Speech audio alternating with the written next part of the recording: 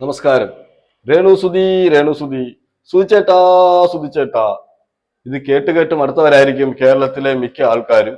പക്ഷേ എന്ത് ചെയ്യാം, ഓരോരോ ദിവസങ്ങളിൽ ഓരോരോ കണ്ടന്റ് ആയിട്ട് ഇങ്ങനെ പുറത്തു വരികയല്ലേ. അപ്പൊ നമുക്ക് ഇത് നമ്മൾ പിടിച്ച് ഈ കണ്ടന്റ് ആണ് നമ്മൾ ഓടിച്ചത് കൊണ്ട്, അല്ലെങ്കിൽ ഈ കണ്ടന്റിനെ കുറിച്ച് നമ്മൾ സംസാരിച്ചത് കൊണ്ട്, രേണുസുതിയെ കുറിച്ച് നമ്മൾ സംസാരിച്ചുകൊണ്ടിരിക്കുന്നതുകൊണ്ട് നമുക്കത് സംസാരിക്കാതിരിക്കാനും പറ്റത്തില്ല. എന്താന്ന് വെച്ചാൽ, സുതിച്ചേട്ടാ സുതിച്ചേട്ടാ എന്ന് പറഞ്ഞ് കഴിഞ്ഞ ദിവസം ഈ പറയുന്ന രേണുസുതി ബിഗ് ബോസ് ഹൗസിനകത്ത് കാണിച്ച ഷോ നിങ്ങൾ കണ്ടായിരിക്കും. ഞാനത് ഷോയാണെന്ന് തന്നെ പറഞ്ഞൊരു വീഡിയോ ചെയ്തിട്ടുണ്ടായിരുന്നു. നിങ്ങൾ കണ്ടവർക്കറിയാം.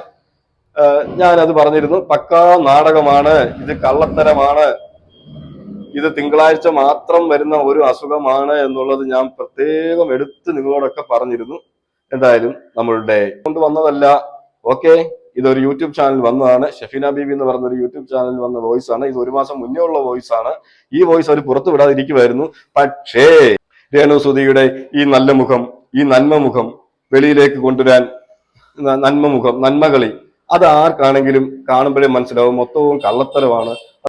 അതുപോലെ സുതിച്ചേട്ടൻ എന്നുള്ള വിളി കാണുമ്പോൾ ആർക്കാണെങ്കിലും തോന്നും, അയ്യോ ഇത്രയും പാവമായ ഒരു കുട്ടി, ഭർത്താവിനെ ഇത്രയും സ്നേഹിക്കുന്ന ഒരു കുട്ടി എന്ന് പറഞ്ഞ് കേരളത്തിലെ ജനങ്ങളെയും അമ്മമാരെയും വിധവകളെയും വരെയും കളിപ്പിച്ചുകൊണ്ടിരിക്കുന്നത് സഹിക്കാതെ വന്നപ്പോൾ നമ്മൾ ഷെഫീന ബീബി ആ വോയിസ് എടുത്ത് വെളിയിലേക്ക് ഇട്ടു. എന്താന്ന് വെച്ചാൽ അതൊരു നല്ല കാര്യമായിട്ടാണ് എനിക്ക് തോന്നുന്നത്. എന്താന്ന് വെച്ചാൽ, ഇവരെ വിശ്വസിച്ച് പൈസ അയക്കുന്നവരും ഇവരെ സ്നേഹിക്കുന്നവരും ഒക്കെ ഒരുപാട് പേരാണ്. അതിൽ സുധിയുടെ പേര് പറഞ്ഞ സുധിയോട് ഇഷ്ടമുള്ളവർ തന്നെ ഇപ്പൊ എന്തൊക്കെ നെഗറ്റീവ് വന്നിട്ട് പോലും കട്ടയ്ക്ക് സപ്പോർട്ട് ചെയ്യുന്ന ഒരുപാട് പേരുണ്ട്. ഒരുപാട് അമ്മമാരുണ്ട്, ഒരുപാട് പെങ്ങന്മാരുണ്ട്, അങ്ങനെ കുറെ പേരുണ്ട്. എന്ന് വെച്ചാൽ സോഷ്യൽ മീഡിയയിൽ മൊത്തവും ആക്രമണം ഏറ്റുവാങ്ങിക്കൊണ്ടിരിക്കുന്നു. സോഷ്യൽ മീഡിയ മൊത്തം ആക്രമിക്കുന്നു. ഒരു പെണ്ണിനെ ഇങ്ങനെ ആക്രമിക്കാൻ പാടുണ്ടോ എന്നൊക്കെ ചോദിച്ചുകൊണ്ട് ഒരുപാട് പേര് കമന്റ് ഇടുന്നുണ്ടായിരുന്നു.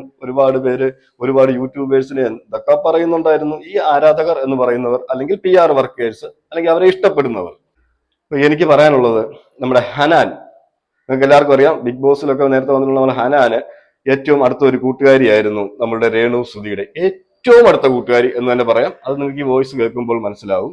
ഞങ്ങൾ രണ്ടുപേരും ഒരാള് എയർടെല്ലിലും ഒരാള് ഐഡിയയിലുമാണ് വർക്ക് ചെയ്തുകൊണ്ടിരുന്നത്. അപ്പം ഒരാൾ എയർടെല്ലിലും ഒരാൾ ഐഡിയയിലുമാണ് ഞങ്ങൾ വർക്ക് ചെയ്തുകൊണ്ടിരുന്നത്. അടുത്തടുത്ത് തന്നെ ഓഫീസായിരുന്നു. അപ്പൊ ഞങ്ങൾ നല്ല കൂട്ടായിരുന്നു. അതിനുശേഷം നടന്ന കുറച്ച് കാര്യങ്ങൾ ഇത് പറയുന്നുണ്ട്. രേണു ഫാൻസിനോട് നമുക്ക് പ്രത്യേകം പറയാനുള്ളത്, ഇതൊന്നും നമ്മൾ പോയി എടുത്തുകൊണ്ട് വരുന്ന സാധനങ്ങളൊന്നുമല്ല. ഇതൊക്കെ നമ്മൾ നേരത്തെ അന്വേഷണത്തിലൊക്കെ നമ്മൾ അറിഞ്ഞ കാര്യങ്ങളാണ്. അതുപോലെ തന്നെ ഈ നമ്മളാണെങ്കിൽ രാവും പകലും എല്ലാം വീഡിയോ ചെയ്തിട്ട് നമ്മൾ പറഞ്ഞിട്ടുണ്ട്.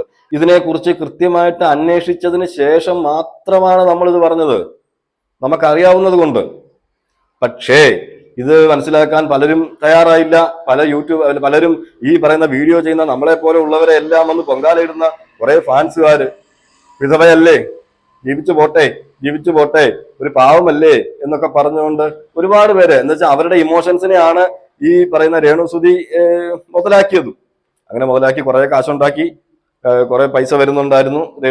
സുധിയുടെ പേരിൽ കുറെ പൈസ വരുന്നുണ്ടായിരുന്നു. അതുപോലെ തന്നെ കമന്റ് വന്നതിന് ശേഷം വിശദമായിട്ടൊരു വീഡിയോ നമുക്ക് എന്തായാലും നമ്മളൊരു വീഡിയോ വിശദമായിട്ട് ചെയ്യുന്നുണ്ട്. അതിൽ ഞാൻ കൃത്യമായിട്ട് നമുക്ക് പറഞ്ഞ് പോകാം. എന്തായാലും നമ്മൾ ഉദ്ദേശിച്ച ആളല്ല ഈ രേണുസുതി. ഞാൻ നിങ്ങളോട് പറയുന്നുണ്ട്, ആദ്യം മുതലേ പറയുന്നുണ്ട്, നിങ്ങൾ രേണുസുതിയെ മനസ്സിലാക്കുക, രേണുയുടെ അഭിപ്രായങ്ങൾ രേഖപ്പെടുത്തുക. അപ്പൊ അങ്ങനെ അത് കഴിഞ്ഞിട്ട് പിന്നെ ഇവിടെ സ്ഥിരം വിളിക്കാറുണ്ട്. അപ്പൊ ആ വിളിച്ചിരുന്ന സമയത്താണ് ഇവള് പറഞ്ഞത്, മറ്റേ സുചേട്ടൻ മരിച്ച് 1 മാസത്തിന്റെ ഒരു ഗ്യാപ്പില് അപ്പൊ ഇവൾക്ക് അവിടെ ഒരു ചെറിയൊരു പയ്യനായിട്ട്, ഞാൻ വളരെ പേഴ്സണൽ ആയിട്ട് പറയുന്ന കേട്ടോ, ചോദിച്ചപ്പോ ഇടപെടാൻ താല്പര്യമില്ലെന്ന് പറയാം. അപ്പുറത്ത് നമ്മൾ അറിഞ്ഞ കാര്യങ്ങളായിരിക്കും. അതായത് ഈ കാര്യം ഇത് ഇപ്പൊ വേറെ ആൾക്കാർ കുറെ പേര് എന്നെ വിളിച്ച് ചോദിച്ചിട്ടുണ്ടായിരുന്നു സത്യമാണോ. ഇപ്പൊ ഞാൻ മാത്രം പറഞ്ഞിട്ടില്ല, വേറെ ആൾക്കാരെ എന്നോട് വിളിച്ച് ചോദിച്ചിട്ടുണ്ടായിരുന്നു ഈ ഒരു കാര്യം ഇങ്ങനെ അറിഞ്ഞു എന്ന് പറഞ്ഞിട്ട്. അപ്പൊ എന്താ വെച്ചാ, ഇവള് ഇപ്പൊ നമ്മളെന്ന് വെച്ച് കഴിഞ്ഞാൽ ആ കുട്ടി ജീവിക്കാൻ വേണ്ടി കഷ്ടപ്പെടുന്നു, അതിനൊക്കെ നമ്മൾ സപ്പോർട്ട് ചെയ്യും. പക്ഷെ ഒരു ജെനുവിനിറ്റി ഉണ്ടെങ്കിൽ മാത്രമല്ലേ നമുക്ക് സപ്പോർട്ട് ചെയ്യാൻ പറ്റും. അത് തന്നെയാണ് കാര്യം. ജെനുവിനിറ്റി നമ്മൾ സപ്പോർട്ട് ചെയ്തിട്ട് കഥയില്ല. ഇപ്പൊ കേരളം മൊത്തം സപ്പോർട്ട് കിട്ടിയ ഒരാളാണ് ഞാൻ. അപ്പൊ എനിക്ക് എവിടെ ഇപ്പോഴും ഞാനിപ്പോ പറഞ്ഞ കാര്യങ്ങൾ പിന്നെ മാറ്റി പറയാറില്ല. എപ്പോ പറഞ്ഞാലും അത് അതുപോലെ തന്നെ പറയാറ്, ഒരു മാറ്റം ഉണ്ടാവാറില്ല. കാരണം എന്താ വെച്ചാൽ സത്യസന്ധമായിട്ടുള്ള കാര്യങ്ങൾ ഞാൻ പറയുന്നുള്ളൂ, ഉണ്ടായ കാര്യങ്ങൾ മാത്രമേ പറയാറുള്ളൂ. പക്ഷെ ഇവളൊരു കാര്യം ഒരു സ്ഥലത്ത് പറഞ്ഞു കഴിഞ്ഞാൽ വേറെ സ്ഥലത്ത് വേറെ കാര്യവും പറയാം. ഇപ്പൊ എയർ ഇന്ത്യയിലൊക്കെ വർക്ക് ചെയ്യാന്ന് പറഞ്ഞ കാര്യമില്ലേ, ഇവിടെ ആകപ്പാട് എയർടെല്ലാണ് ഐഡിയ ആയിരുന്നു ഇവളുടെ. ഞാൻ എയർടെല്ലും അവൾ ഐഡിയയും ഒരേ ഓഫീസ് തന്നെ, 2 ക്യാബിനായിട്ട്. അപ്പൊ അവിടെയാണ് അവള് വർക്ക് ചെയ്തിട്ടുള്ളൂ, വേറെ എവിടെ അവള് ജോലി ചെയ്തിട്ടില്ല. പക്ഷെ അവള് പറയുന്നു ബാംഗ്ലൂർ എയർപോർട്ട് ആ എയർപോർട്ട് ഈ എയർപോർട്ട് എന്നൊക്കെ പറയുന്നു. പക്ഷെ അത് കള്ളത്തരാണ് പറയുന്നത്. അപ്പൊ അതുപോലെ അതൊക്കെ എന്തായാലും ആവട്ടെ, ഇപ്പൊ കുറച്ച് സ്വയം പൊക്കി പറയാ അല്ലെങ്കിൽ കുറച്ച് പരദൂഷണം പറയാ, ഇതൊക്കെ പെൺപിള്ളേരുടെ ഇടയിൽ സ്വാഭാവികമായിട്ടുള്ള കാര്യങ്ങളാണ്. അതൊക്കെ നമുക്ക് ലൈറ്റ് ആയിട്ട് എടുക്കാവുന്നതാണ്. പക്ഷെ ഇവള് ചെയ്ത ഒരു ഗുരുതരമായിട്ടുള്ള ഒരു കാര്യം എന്താണെന്ന് വെച്ച് കഴിഞ്ഞാൽ, ഇവള് മറ്റേ എന്താ പറയാ, ഒരു പയ്യനായിട്ട് അവിടെ ബന്ധമുണ്ടായിരുന്നു നാട്ടില്. ഈ സുധി ഉള്ളപ്പോഴാണോ സുധി മരിച്ചപ്പോഴാണ്? ഉള്ളപ്പോഴും ഉണ്ടായിരുന്നു. ശരി. ഉള്ളപ്പോഴും ഈ സുചേട്ട അറിയാണ്ട് ഇവൾക്ക് 1-2 റിലേഷൻ ഉണ്ടായിരുന്നു. അത് ഇവള് സംസാരിച്ചപ്പോ തന്നെ ഇവളുടെ വായിന്ന് വന്ന കാര്യങ്ങളാണ്. ഇപ്പൊ നമ്മൾ ഒരാളെ സ്വഭാവം എന്താണെന്ന് അറിയാൻ വേണ്ടി നടക്കില്ല, ഒന്ന് ഇട്ട് നോക്കില്ലേ? അപ്പൊ ആ ഒരു രീതിയിൽ എന്റെ ഭാഗത്ത് നിന്ന് ചില സംഭാഷണങ്ങൾ ഉണ്ടായിരുന്നു. എന്താണ് സുചേട്ട ഉള്ളപ്പോൾ നിനക്ക് എന്തെങ്കിലും ഉണ്ടായിരുന്നു ആ രീതിയിൽ വെറുതെ ചോദിക്കില്ലേ, നമ്മൾ ചോദിക്കില്ലേ അങ്ങനെ. ഭയങ്കര മെച്ചൂർഡാണല്ലോ നാള്. ഞാനപ്പോ വെറുതെ നിനക്ക് അങ്ങനെ വല്ലതും ഉണ്ടായിരുന്നോ എന്ന് ചോദിക്കാം നൈസായിട്ട്. അതായത് സ്വഭാവം അറിയാൻ വേണ്ടി വെറുതെ ഒന്ന് ഇട്ട് നോക്കിയതാ.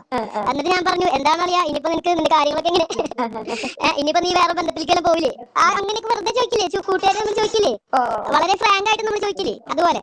അപ്പൊ ഞാൻ ആ ചോദിച്ചപ്പോ ആ കൂട്ടത്തിൽ എന്താണ് റിയൽ ക്യാരക്ടർ എന്ന് അറിയാവുന്ന ഒരു ക്യൂരിയോസിറ്റി കൂടെ എനിക്ക് ഉണ്ടായിരുന്നു ആ സമയത്ത്. അത് ഞാൻ ഇല്ലാന്ന് പറയുന്നില്ല. അപ്പൊ ആ സമയത്ത് എനിക്ക് ചോദിച്ചിട്ടുണ്ടായിരുന്നപ്പോ തന്നെ ചില ഇതൊക്കെ ഉണ്ടായിരുന്നു. അതിപ്പോ ചേട്ടൻ പ്രോഗ്രാമിന് പോകാൻ പറയുന്നില്ലല്ലോ എന്നുള്ള രീതിയിൽ ഒരു ടോക്ക് വന്നു. അത് കഴിഞ്ഞിട്ട് ആ ടോക്ക് വന്നിട്ട് അപ്പൊ തന്നെ അത് വിഴുങ്ങുകയും ചെയ്തു. പിന്നെ ഞാൻ അങ്ങനെ ഒന്നും അധികം അങ്ങനെ പോയിരുന്നില്ല. പിന്നെ അതൊന്നും ശരിയല്ലല്ലോ എന്ന് പറഞ്ഞിട്ട് അപ്പൊ തന്നെ അത് മാറ്റി. വായന വന്ന സാധനം അപ്പൊ തന്നെ അത് മാറ്റി. അബദ്ധത്തിൽ ചാടിയതാ. അപ്പൊ അങ്ങനെ ഇരിക്കുമ്പോ ഈ കൂട്ടുകാരി ഉണ്ടല്ലോ, ഇവൾക്കാണ് മുഴുവൻ കാര്യങ്ങൾ അറിയാവുന്നവരാണ്. അപ്പൊ ഇവള് വന്ന് പറഞ്ഞു, ഇവളെന്റെ അടുത്ത് വിളിച്ചിട്ട് പറഞ്ഞു, അവിടെ ഇവളുടെ അത്ര പ്രായമില്ല, പയ്യൻ എത്ര 20 വയസ്സാണ് ഉള്ളൂ എന്ന് കേൾക്കണം. 20-25 അതിന്റെ ഉള്ളിലുള്ളൂ ആ പയ്യന്റെ പ്രായം. ആ പയ്യനായിട്ട് എന്താ പറയാ, ഇപ്പൊ നമുക്ക് ഫിസിക്കൽ നീഡ്സ് കാര്യങ്ങളൊക്കെ ഉണ്ടാവുമല്ലോ.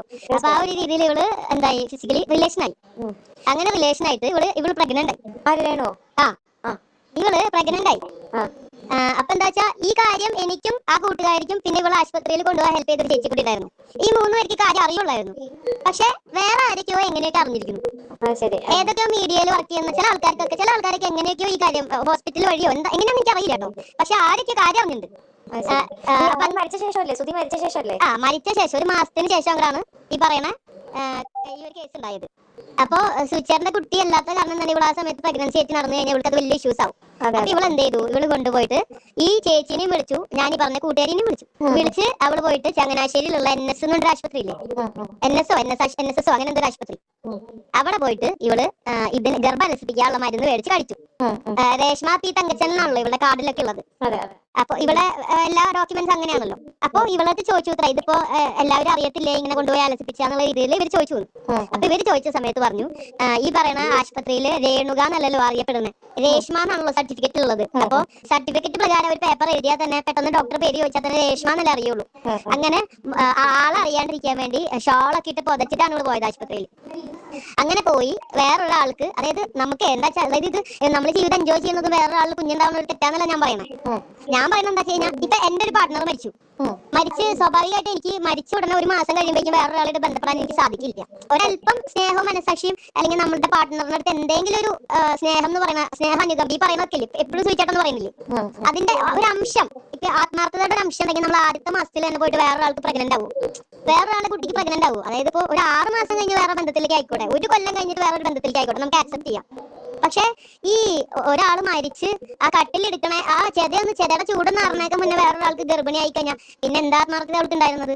അപ്പൊ എന്നിട്ട് പൊതുസമൂഹത്തിൽ വന്നിട്ട് ഭയങ്കരമായിട്ട് ആത്മാർത്ഥതയുടെ വിളമ്പുക, കോരി ചൊരിയ, സുചേട്ടൻ ആത്മാർത്ഥത, ലവ്, അത് ഇത്. അപ്പൊ ഇവള് ആ മനുഷ്യനെ വിൽക്കല്ലേ ചെയ്യണേ, ഇങ്ങനെ ഒരു ഓൺലൈൻ പ്ലാറ്റ്ഫോമിൽ വന്നിട്ട് ഇവള് സെല്ല് ചെയ്യല്ലേ ചെയ്യണം അങ്ങനെ ഒരാളെ. അതിപ്പോഴും അങ്ങനെ തന്നെയാണല്ലോ. അല്ല അപ്പൊ അതെന്താ വെച്ച് കഴിഞ്ഞാൽ, ലോകത്തുള്ള ഒരാളും സപ്പോർട്ട് ചെയ്യില്ല. അതായത് സ്വന്തം ഭർത്താവ് മരിച്ചിട്ട് 1 മാസത്തിനകം വേറൊരാളുടെ കുഞ്ഞിനെ പ്രഗ്നന്റ് ആവുക എന്ന് പറഞ്ഞു കഴിഞ്ഞാൽ ഒരാൾക്കത് അതിനോട് യോജിക്കാൻ കഴിയില്ല. മോളെന്താ പിന്നെ ഇത് പബ്ലിക് പറയാതിരുന്നേ? എനിക്കെന്ന് വെച്ചാൽ ഈ വക കാര്യങ്ങളൊന്നും ഇടപെടാൻ താല്പര്യമില്ലാത്തതുകൊണ്ട്. ഇത്രയും തെളിവുണ്ടായിട്ട് എന്താ കുട്ടി അത് പറയേണ്ട കാര്യമല്ലേ? പോയത് ഇത് കാരണം എത്ര പേർക്ക് കിട്ടേണ്ട സപ്പോർട്ടാണ് നശിച്ചത്. അത് നമ്മൾ മനസ്സിലാക്കാതെ. ഇപ്പൊ ഞാൻ ആലോചിച്ച കാര്യം എന്ന് വെച്ച് കഴിഞ്ഞാൽ, നമ്മൾ ചെന്ന് വെറുതെ ഓരോന്ന് പറഞ്ഞിട്ട് ട്രബിളിൽ വരണല്ലോ. ഇതൊക്കെ പബ്ലിക്കിൽ പറയേണ്ട കാര്യമാണ് മോളെ. ഇവളെ വിശ്വസിച്ച് എത്ര പേര് പൈസ കൊടുത്ത് അവന്റെ ഇത് സിമ്പതി കണ്ടിട്ട് ഇത്രയും വൃത്തിയുടെ സാധനം അറിഞ്ഞാലത്തെ അവസ്ഥ. ഇതിപ്പോ എന്നും ഞാൻ ഉണ്ടായിരുന്ന സമയത്തൊക്കെ ഇവിടുത്തെ ഇടയ്ക്കിടയ്ക്ക് 1 മണിക്കൂർ കൂടുമ്പോ പൈസ വരുന്നുണ്ടായിരുന്നു, ഗൂഗിൾ പേ വഴിയൊക്കെ. അപ്പൊ കിച്ചു വന്നിട്ട് കുറച്ച് പൈസ ആവശ്യത്തിന് വന്നിട്ട് ഇടയ്ക്കിടയ്ക്ക് 300 വീതം 500 വീതം ഒക്കെ ഇവിടെ നിന്ന് വാങ്ങിക്കൊണ്ടുണ്ടായിരുന്നു. അപ്പൊ കിച്ചുവിനോട്, ആ മോനെ അമ്മ തരാം, എടുത്തോ മോനെ, ചക്കര മോനല്ലേ എന്ന് കാശ് എന്നിട്ട് കൊടുക്കും. അത് കഴിഞ്ഞ് കിച്ചു അങ്ങ് പോയി കഴിഞ്ഞ് ഇവളങ്ങ് തുടങ്ങും. എന്നിട്ട് പറയും, അതെ എന്താണെന്നറിയോ, ഇവൻ ആള് ശരിയല്ല, ഇവൻ എപ്പോഴും കാശ് വേണമെന്ന് പറയും. കൊറേ കുറ്റം പറയും കിച്ചുവിനെ കുറിച്ച്. പക്ഷെ അവന്റെ മുമ്പിൽ വെച്ചൊന്നും പറയില്ല. അവന്റെ മുന്നിൽ വെച്ച് പറയില്ല. കിച്ചു ഒന്ന് മാറിക്കഴിഞ്ഞാൽ പിന്നെ കിച്ചുവിനില്ലാത്ത കുറ്റമില്ല. പിന്നെ ആ പയ്യന് വേറെ വഴി